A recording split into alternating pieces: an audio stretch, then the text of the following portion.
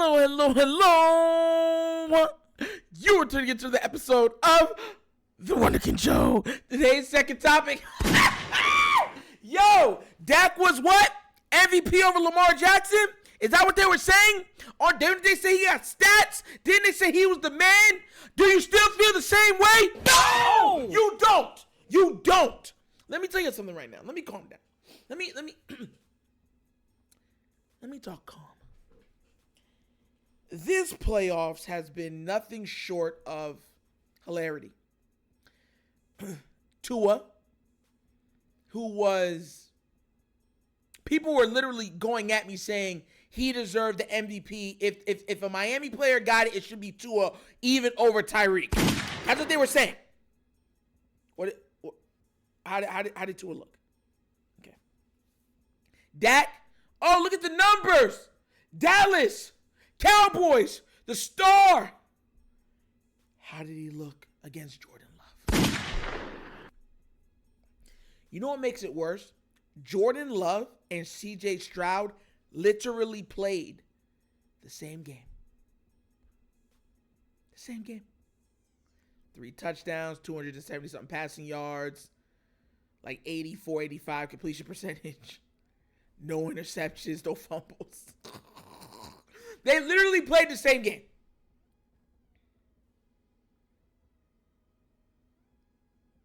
And we already saw what Tua did against, you know what I'm saying, against Kansas City. The man literally said, I can't, if it's not 73 degrees, I can't play. I want to read something to you guys. Because I want to make sure I get my point across on this real clear. Check this out.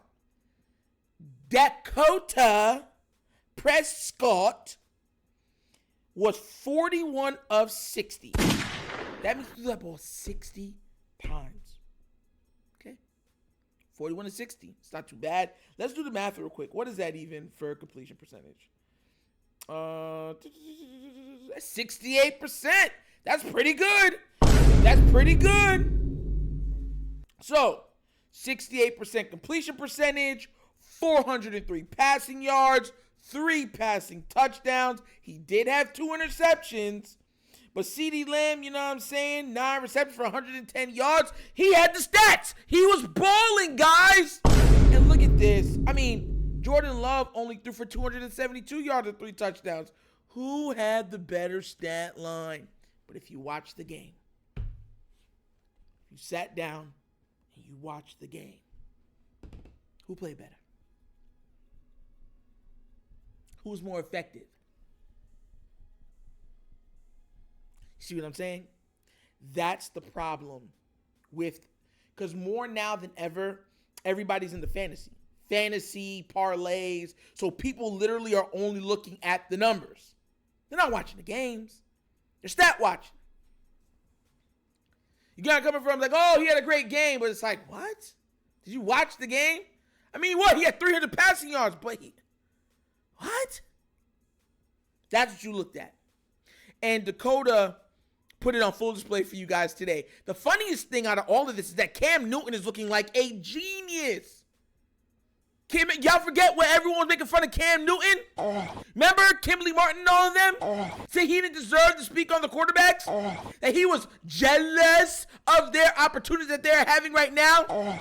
And he said, look, don't attack me personally. Answer and critique my critique. Right? He has been wholeheartedly, totally correct thus far. And the only one that's left is Purdy. You know, I'm so laughed out because this is why, you know, I've said so many times, you know, stats don't tell the whole thing. If you're a real football purist and you understand the game, stats never tell the whole thing. They never do. If the game was all about stats, then Phillip Rivers is a top 5 quarterback of all time. You get where I'm coming from? If we're just doing stats, Drew Brees is top 3 all time. Dead serious with you. If we're just talking stats, Drew Brees is a top 3 quarterback of all time. How could you argue it? The man's thrown for 5,000 yards like 4 or 5 times. He has the completion percentage like record in the league. The man was completing almost 80% of his passes per game.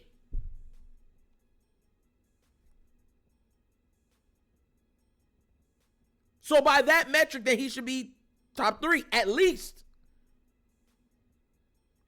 He got a Super Bowl. He never got an MVP though. Listen, man. At this point, this has been some funny playoffs thus far, and it doesn't look like it's going to get much more, you know what I'm saying?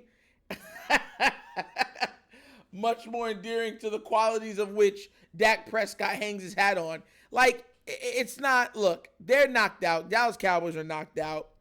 And, you know, and the funny thing is, I had told somebody the other day, I said, look, they have a chance to go to the Super Bowl because if the 49ers lose, because the Cowboys play so well at home, they'll have a chance to be at home all the way to the Super Bowl.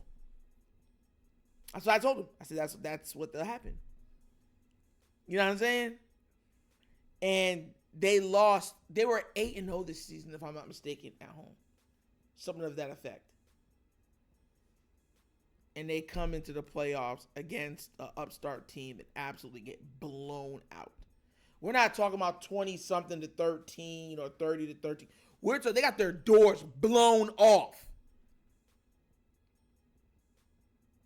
You can literally switch games. This game looked like the Browns versus the Texans, but on the NFC side.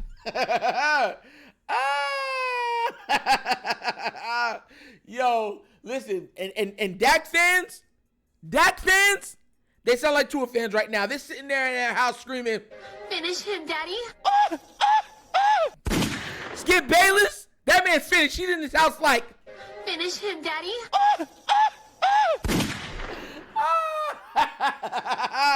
Yo, oh my God, hilarious. I don't care what no one says. It is hilarious. But what do you guys think? Do you agree that stats don't tell the whole story? And do you agree that Dallas got everything that they deserve for all the talking and all the banter and everything else they were saying about other teams and other players?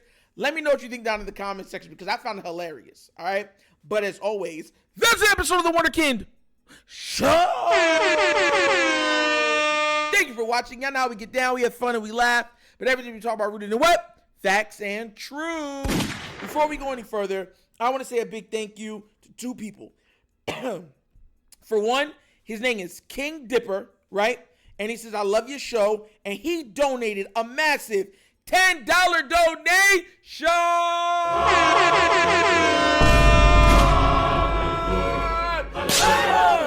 Yes. King Dipper, thank you so much for your contribution. Thank you so much for sacrificing and helping out this channel. It goes so far, and you have no idea. So thank you so much for the support. And we had another person named Michael Bailey he didn't even say nothing. He just said, yo, take this money. Take that money. Ain't no way you can take that from me with a $10 donation.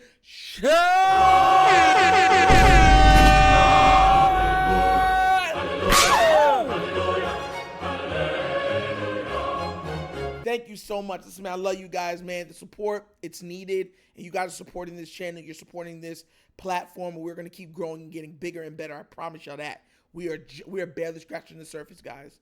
But like I said before, if you have not tried out or looked at the Wunderkind Show's Patreon, check it out. There's 3 tiers of content, goodness way for your consumption. Give it a look, give it a try. Let me know what you think. And at the bottom of the screen, you'll see right now, there's a QR code right there. QR code's to a Cash App. Cash App's located in the description of every video that we do. And the name of it is $, The Wunderkind Show. Super easy. And that's what those guys did. They went to the Cash App, and that's how they donated. But once again, this is The Wunderkind Show. This is your host, Nectar, signing off. And as always, you know my slogan.